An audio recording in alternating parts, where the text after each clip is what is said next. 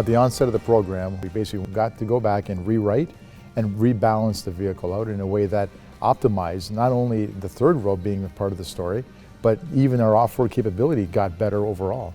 And so it was really a win-win, but it required us to have the flexibility to have these new components and be able to design them right up, properly up front.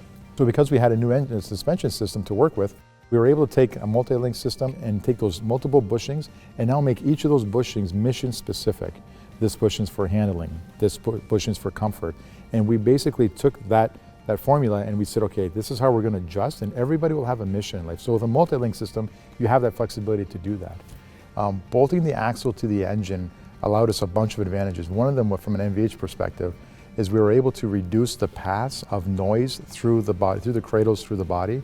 So by putting it on the engine, we created a cube, basically of an axle and the engine together, and now we just have to manage that cube through the isolators, through the engine mounts. And what that also did is allowed us to drop the engine in the engine compartment, basically improving our CG. And CG is a very critical factor, attribute when you're talking about dynamics, when you're talking about rollover stability, you're talking about overall feel.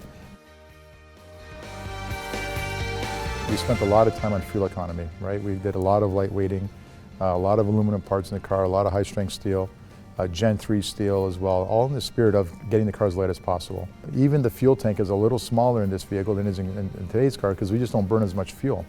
We have a trail-rated version on the Overland package. Ground clearance basically means a lot in terms of going over those obstacles, so we put a new air suspension system in there. And that new air suspension system basically has more range in there, which means that we also need to accompany the suspension system to go with it. The suspension has more range in it as well, allowing us basically the tools so we can go and balance out ride and handling, but also off-roading. That helped us to achieve a very aggressive approach angle, departure, and breakover angle. So we can stay away from those obstacles. But if we do hit those obstacles, we have skid plates under the car to protect those critical parts as well. There's lots of different tests that we run. We'll take the Jeeps through an array of mud pits. We'll literally get them loaded up underneath in terms of all the suspension components.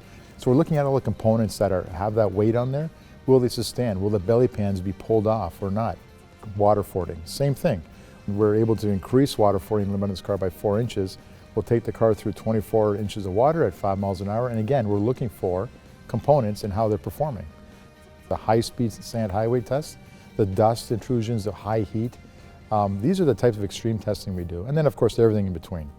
And I'm proud to say that car is, when you drive it, it gives you a sense of confidence that you just want to go faster in the corners. The steering is very precise. And we have this formula now that is just, it's really something else.